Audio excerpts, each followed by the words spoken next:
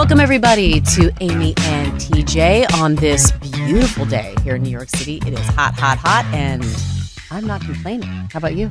No, it's I think it changes people's moods when the weather gets nice like this, and then you get on the subway and you realize attitudes are just the same as they were on a cold day. Yeah, we did notice that today. Couldn't wait to get back up on the ground and get out of that subterranean mess. It kind of feels like the same every day. It's like drudgery down there, but it's the fastest way anywhere in the city, and so I'll keep taking it and try to keep a smile on my face. Still have a smile on my face from yesterday. Annalise, it's mixed emotions, but my baby, my youngest, had her senior prom, and God, it was beautiful weather. And it was, I think everybody imagines what their senior prom is going to be like. And it's pretty cool. She goes to an all-girls Jesuit high school here in the city. And so prom's a little different from when I went to high school. The stress of finding a date and then getting the corsage and having the date come pick you up. My daughter decided to basically just go with a group of friends.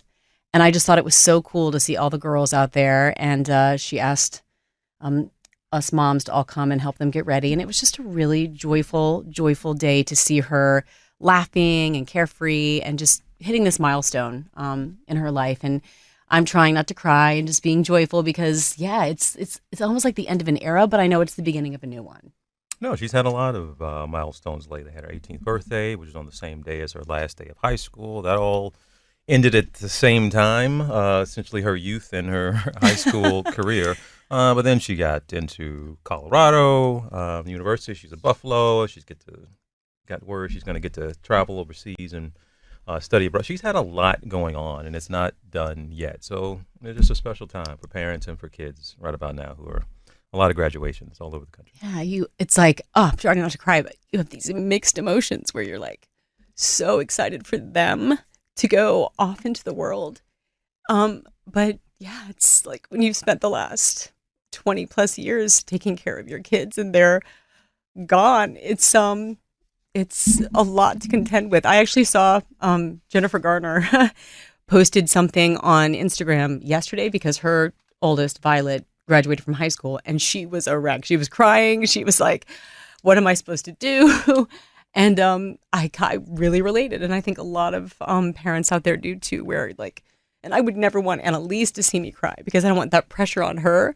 But if I talk about it, honestly, I will lose it. I haven't fully processed it, and yeah, but it was beautiful to see, and I really was like so happy yesterday watching her with her girlfriends and in their gowns, and it was for them and celebrating their time in high school. It was, I think one of the girls had a date, and the other girl had a friend, but the rest of them, I think there was 5 girls just all going.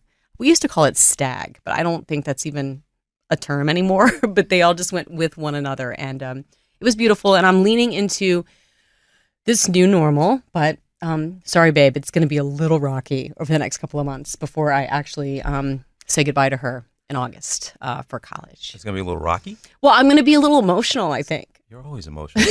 No, I mean, I didn't say that as an insult. I don't know. No, I know all your levels of, like I said, I always say, you're not in different moods, you're at different levels.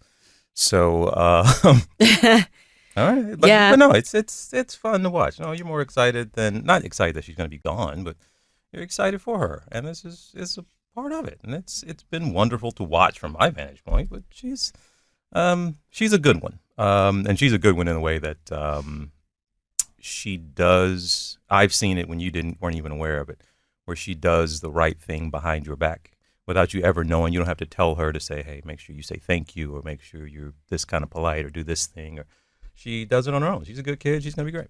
That's good to hear. Well, she was also very excited because it was another milestone for her. I don't know how other parents handled this, and certainly I wasn't extended this, and to each their own, but I made this rule up for Ava, my oldest, on her prom. It was the first night of her life that I didn't enforce a curfew. And so it kind of set off this, you're going into adulthood.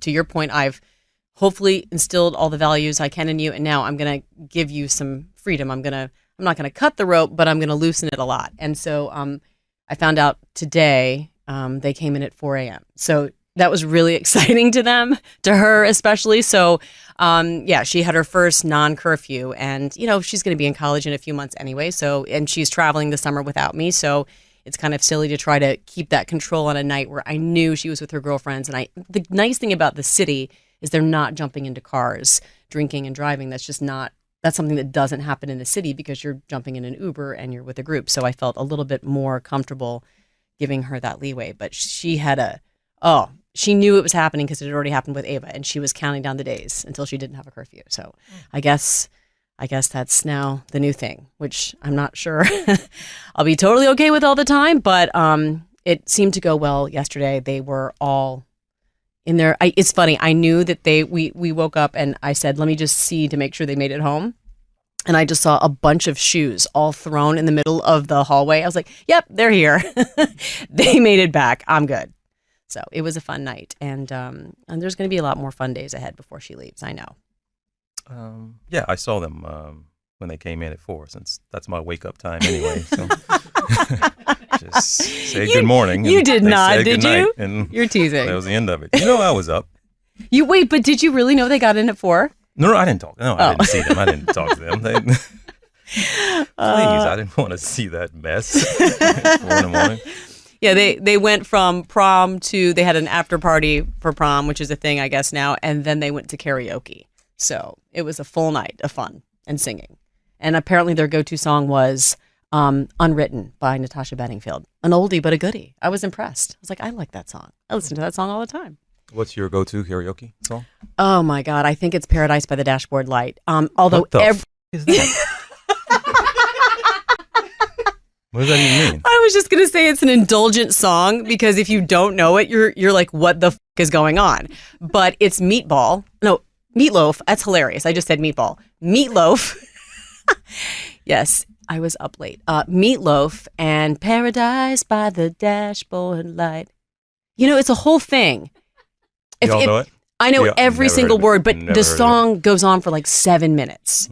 And so if you can find the other person, because it's a duet, who knows all the other words, it's really fun. And but if you don't know the words, I'm sure it's really annoying to watch me sing Meatloaf's Paradise by the Dashboard Light. No, I'm sure everybody at a bar at 2 a.m, intoxicated, was to see a 7-minute rendition of a song they've never heard of by you.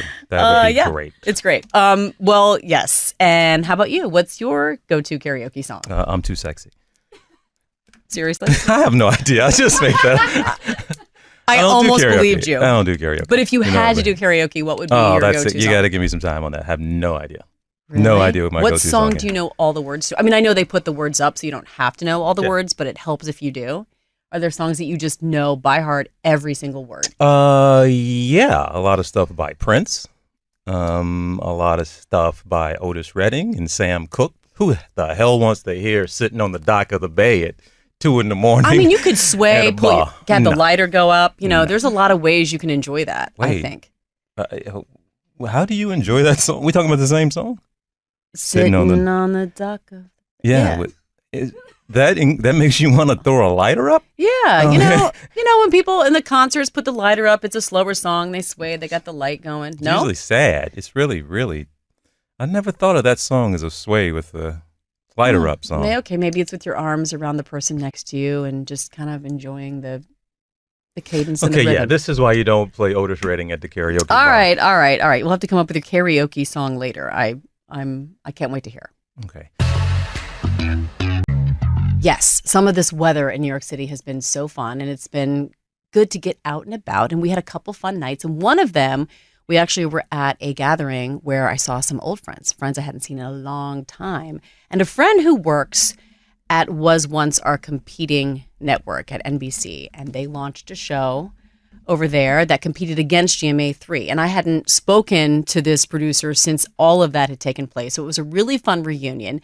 But she told TJ and me something that was, a little surprising, maybe even kind of amusing now, but definitely a little shocking. She told us that our show, GMA3, was welcoming NBC into the daytime arena. There wasn't a show like that yet. So it was like we had GMA3 was with Good Morning America, but this was basically Today's Show in the afternoon. And we, as a show, sent over a gift to welcome them to daytime. We did not know that they sent over a gift. Did you ever heard of that? First I heard it was the other day, and apparently this is something that took place almost 2 years ago now. But no, we had no idea that this was done, I guess you could say, on our behalf. Yes. And so this was the first, as TJ just said, that we had heard about it. So we said, oh, wow, we sent you all a gift. And she was like, yes, but do you want to know what the gift was? And we said, yes. She's like, well, it had your faces all over it.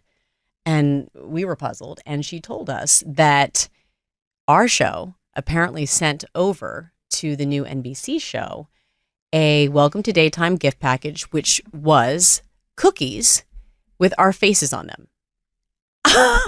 We were, I was a little mortified. How did you feel? No, it took us a while to try to understand if she was serious or not, because we've seen this. It happens in the industry, and people, I don't know, they're competitors, but it's like a sporting event. You shake hands with your competitor at the beginning and at the end, but when you're out there on the field of play, you're enemies and you're battling. It's the same in news. Yes, we go at it hard, but we all respect each other. And a lot of us are friends for the most part in the industry. So it's not unusual when someone has a milestone, someone at a competing station has a baby, or someone is, God forbid, sick or got a promotion even. You send something, flowers and a note, and that's just industry standard. Right. I mean, when we mentioned this in an earlier podcast, when we saw even Kim Godwin, after all that had gone on with us, we decided to send a gesture, to send a bottle of champagne. I think those are all things that would be reasonable and understandable. So we were thinking, oh, we sent over, I don't know, yes, flowers, champagne, something. But no, we sent them cookies with our faces on them. And they were all kind of thrown by that as well, because maybe the intention was I don't know. What would the intention be? Just kind of like game on, welcome, but I don't know. It doesn't, I guess it matters what the intent was. We don't know that. All we can speak on now is how it was received. And we know it was received negatively. It wasn't appreciated. And it was not necessarily a laughing matter from what it's been explained to us. I mean, don't get me wrong. They were hooting and hollering at the end of the world because some cookies were sent. But it was taken, at least as explained to us, as a pretty bold and pretty rude gesture, if you will. Not funny in the least bit. So we apologize. We apologized to her on the spot, and we said, please, please, please go back to your newsroom and tell them that we had nothing to do with this and had no idea about it, and we're sorry that something with our name, our faces literally on it, is something that was viewed so negatively by them, and it was somewhat insulting. yes. And so, yes, we deeply apologize. But she even told us that they were kind of so taken aback. Maybe that's the way she described how they received it. It was kind of shocking, and just thought, wow, they went there. They sent us cookies with their faces on it. Welcome to daytime TV. And they actually took a picture of them with the cookies, and she has it on her desk. And maybe it's motivating for them to to keep doing what they're doing. And it is a competition. The morning show wars, I'm sure we've all heard about it, and it's all true. To your point, TJ, like, it is competitive. We are trying to win the ratings. Everybody wants to be number one. That's just absolutely true. But anyway, we were I was appalled. I was mortified that we were a part of some gesture that we had no idea. Like, no one even told us, consulted with us, asked us if it was okay to put our faces on these cookies. So we were glad we finally heard the story, and that we could actually let her know that that is nothing that we sanctioned or suggested or would have ever wanted to have taken place. So yes, a formal apology was long overdue, I believe, but we were just made aware of the situation. So that was an enlightening moment, to say the very least, when we ran into her and heard all of that. But it was, well, hopefully we set the record straight. Yes. Yeah. And so we've been, what else have we been doing? We've been watching TV per usual, and we were able to actually sit down and watch not only it's been out there for a while, but we hadn't actually taken the time to watch JLo put out her movie I always get the names confused. What's that one called? This Is Me Now. This Is Me Now. And then the documentary of the making of the movie, which was the greatest love story never told. Mm-hmm.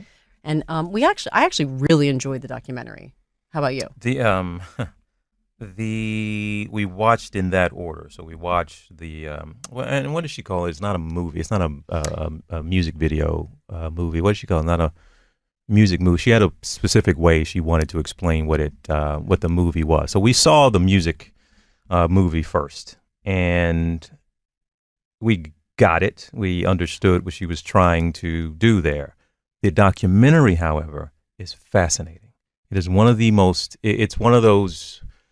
It was unexpected for me to see some of the things that they left in, what was going on behind the scenes, and just some of the dynamic with her and her husband, Ben Affleck. So I loved the documentary. I did too, and I thought she was very raw, very vulnerable. Talked about the challenges financially of getting something like this going, but then even getting other celebrities on board. She was trying to incorporate some folks into the movie. If you see it, several people stepped up, including the amazing Jane Fonda, to just name one. But what it was like to be rejected by people, to be rejected by financial institutions, by networks or services that would carry this movie. Just the struggles of putting it all together. So, and she really opened up about her heart and being maybe even a parody or something that someone laughs at or makes fun of because she's been married 4 times or had 4 marriages before Ben, correct? Or is Ben number 4? Ben's number 4?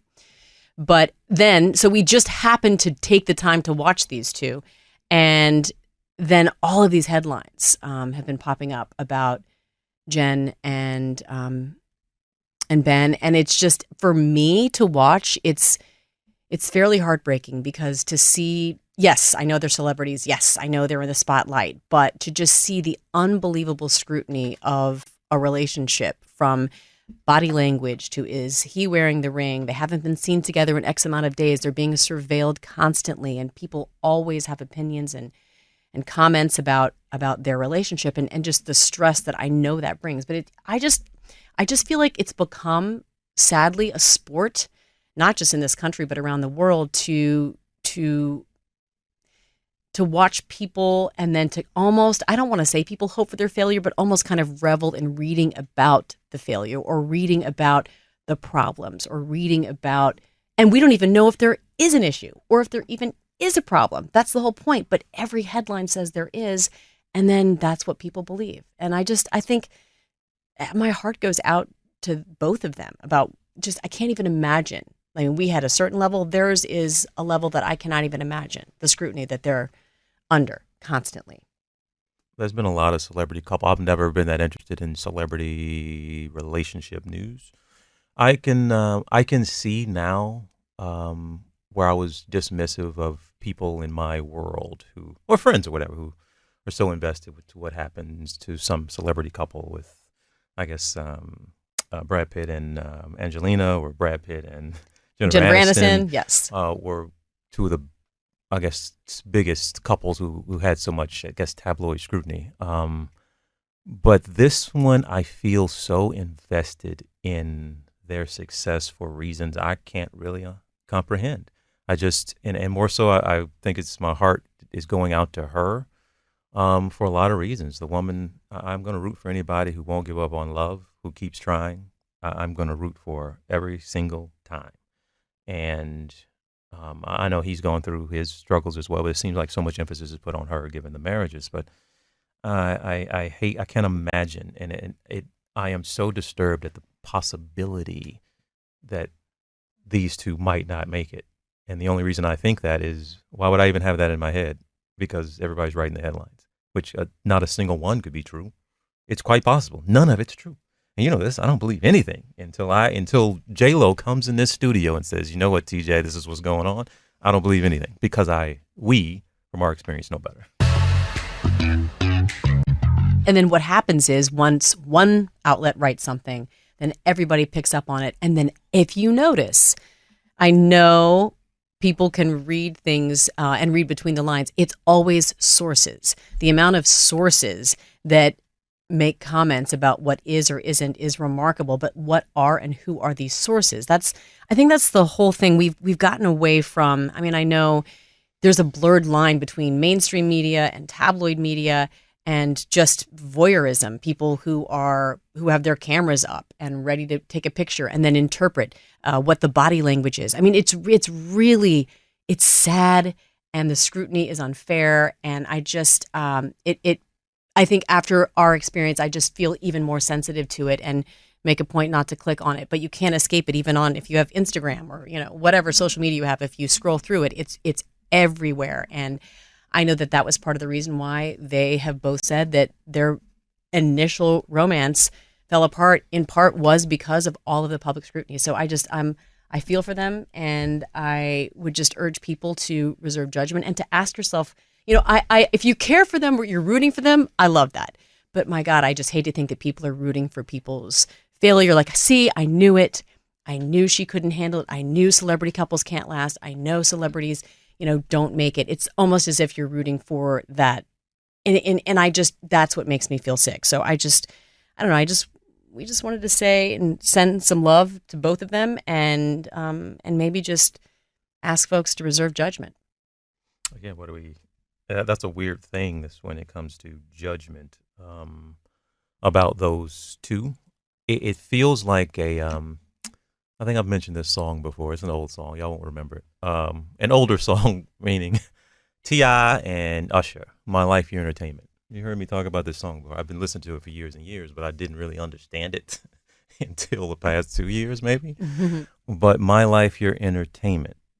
You watch it while I live it. You're waiting on me to lose it.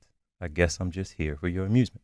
Wow. Is the line. This is T.I. and Usher singing in the song. They, of course, have dealt with all kinds of stuff in press over the years and time, but it does feel like that to me, that we often watch as sport. This is their life.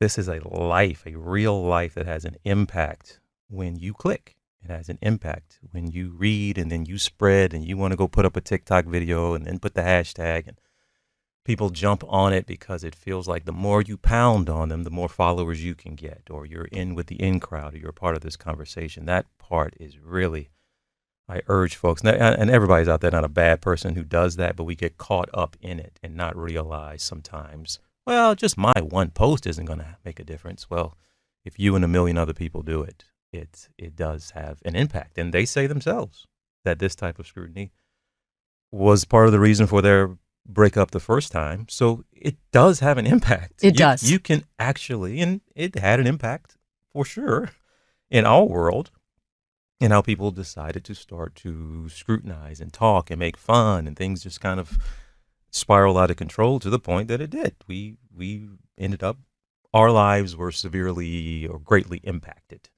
by this type of thing.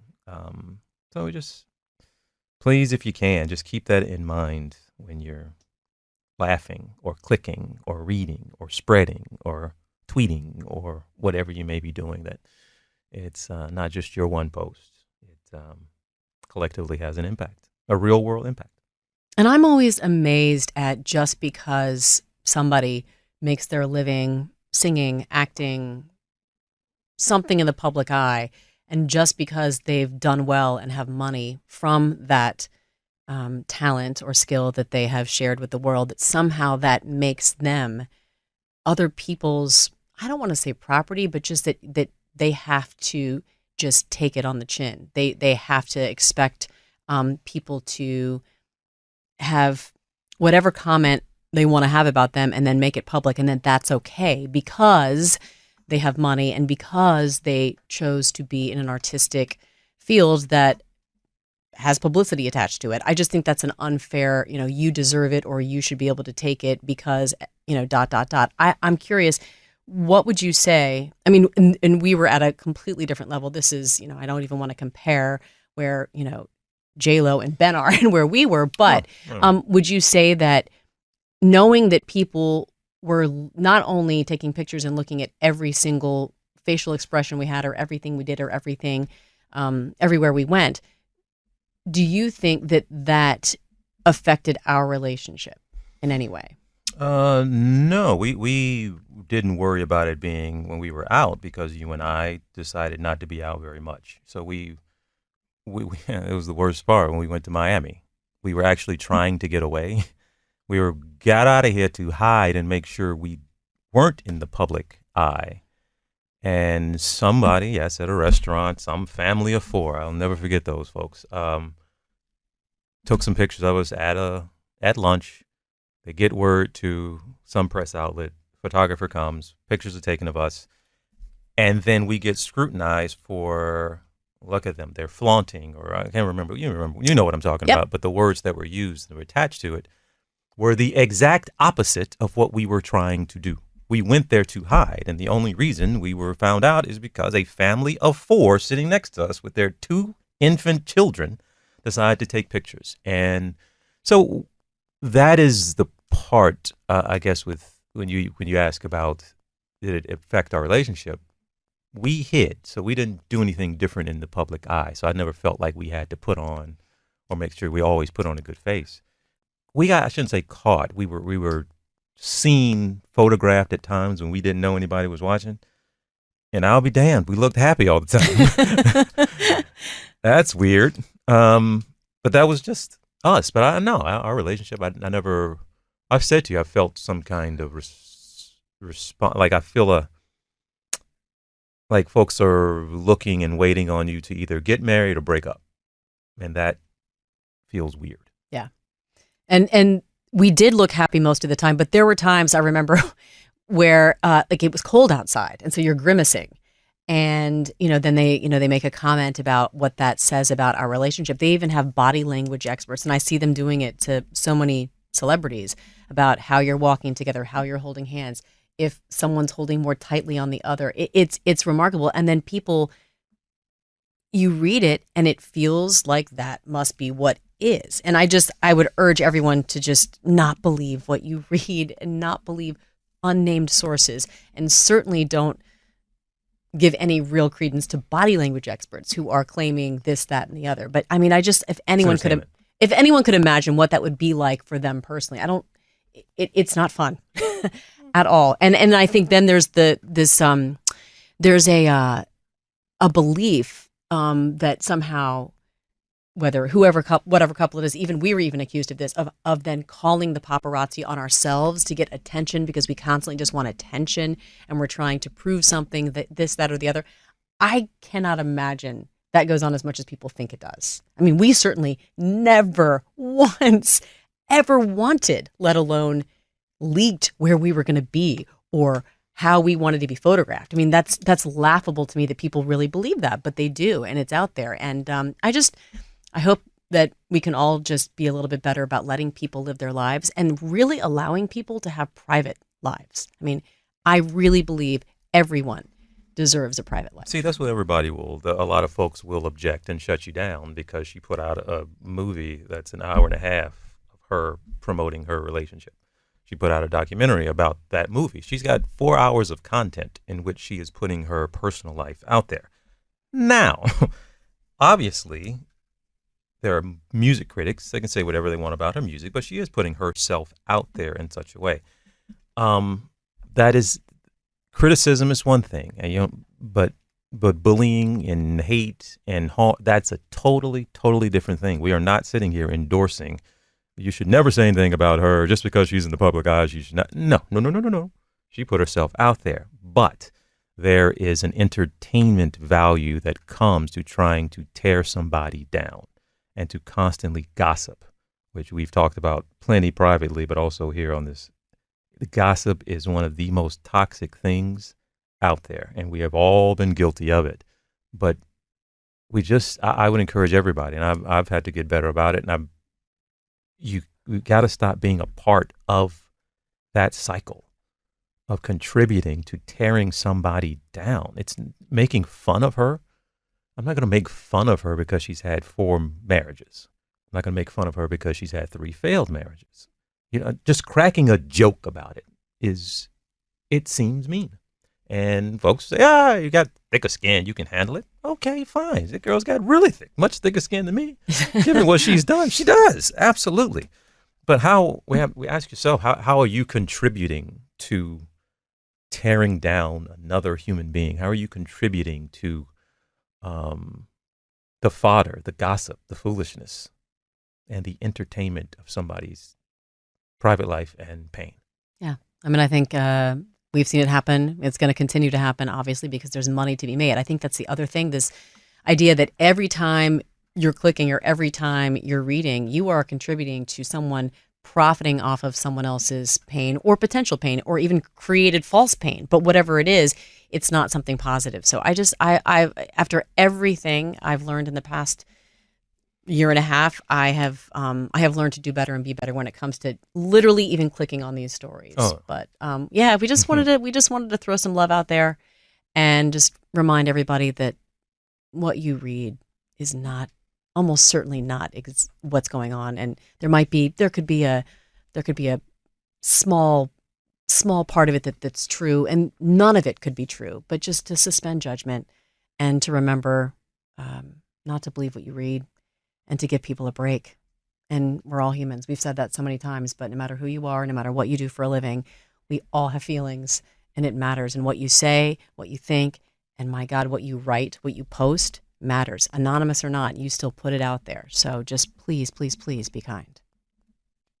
Be kind to us too, by the way. Just as a footnote, that'd be great. Could probably throw that in there. That's really all this episode was about.